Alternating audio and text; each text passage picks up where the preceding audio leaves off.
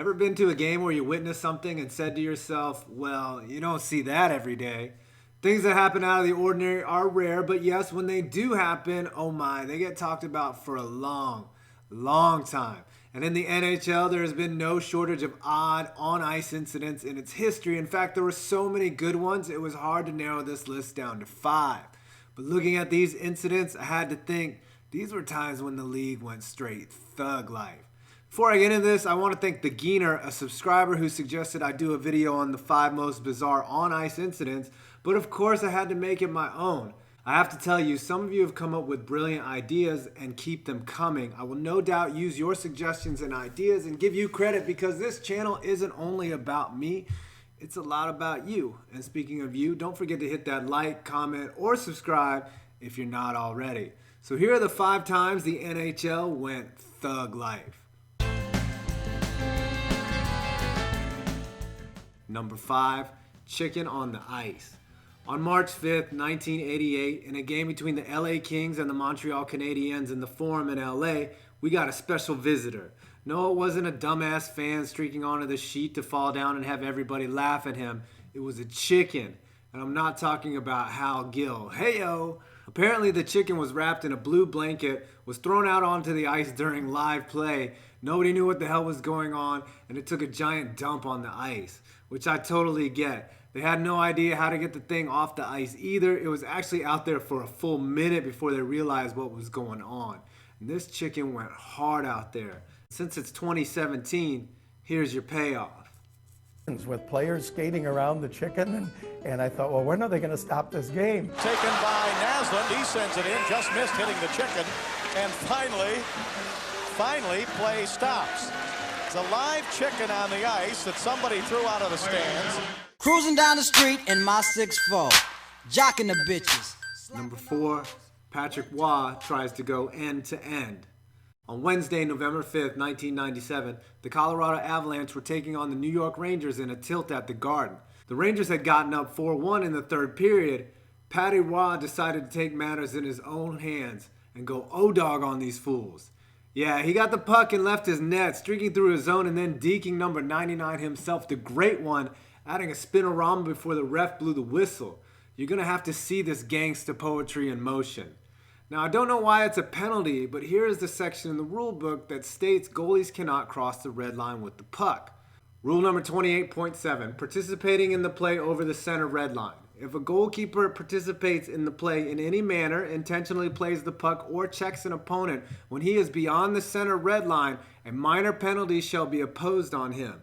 Position of the puck is the determining factor for the application of this rule.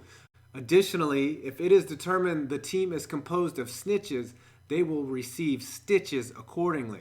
Now it's your turn to get thug life with it. I thought he was bored. Looking at it now, it's pretty funny. Look at Patrick. Look at this. What is this? Christ.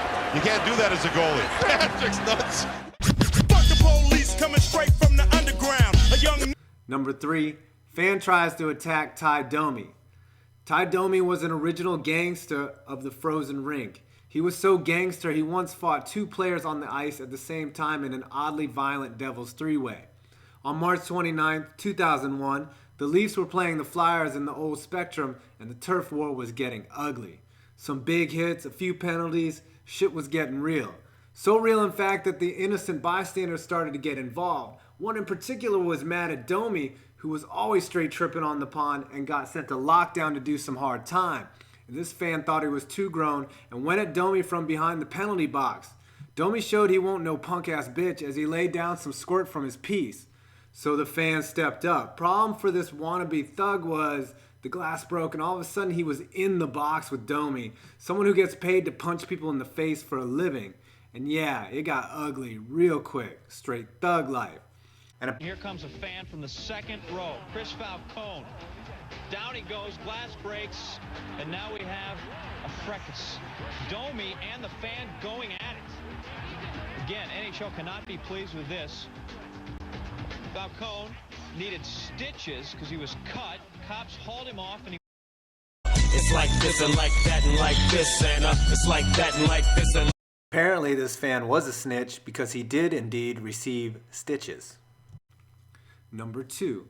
Shawn Feld calls the ref fat.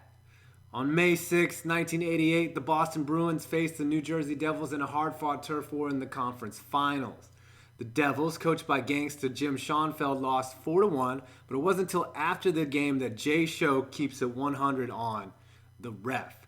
In true F the Popo style, Shawn Feld laid into the ref Don Koharski.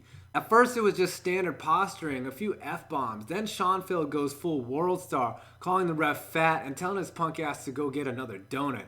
I mean, you just have to see it to believe it. So let's see it. You fella, you going? You fella, you're crazy. You're crazy. You're good because you fell, you fat pig. Have another goal night. Have another goal night. Before I get into the most thug life incident in the history of the NHL, here are a couple of honorable mentions.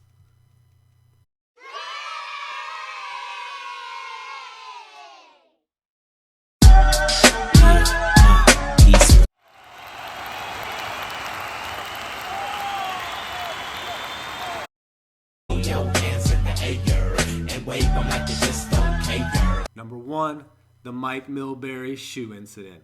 Now, any common street thug knows about the malice at the Palace. This is the time when Mike Milbury, yeah, that Mike Milbury, went Ron Artest on a bitch. On December 23rd, 1979, the Bruins and the Rangers met up on Ranger turf for a good old-fashioned rumble. The game seemed normal as the Bruins won 4-3. Then craziness started to happen. A fan grabbed a stick and swung it at one of the Bruins. And like a good internet video where a fight breaks out, the cameras were on. All of a sudden, Terry O'Reilly, a gangster himself, launched into the stands because he wasn't waiting to catch anyone outside. He was ready right then and there. Mike Milbury and other Bruins got into it, and then this dude Milbury went Iraqi reporter style, takes this dude's house shoe off, and starts beating him like a Mexican mom using a chancla to discipline her kids. This is another incident you truly have to see to believe. The fans are now getting involved. At that point, I just dropped my stick and gloves and I gave it a double pump and hit him with his penny loafer, not in the head, not in the face, on his leg. And the damn, it feels good to be a gangster, a real gangster ass nigga. Milbury would give up the gangster lifestyle and go legit. Now you get to hear him say dumb things during broadcasts. But you wouldn't know it, he was the most thug life of them all. Agree with my list? Got any more I'm missing? Leave a like, comment, or subscribe. And as always, I'm 5 Points Gaming, and you made it to the end of this video.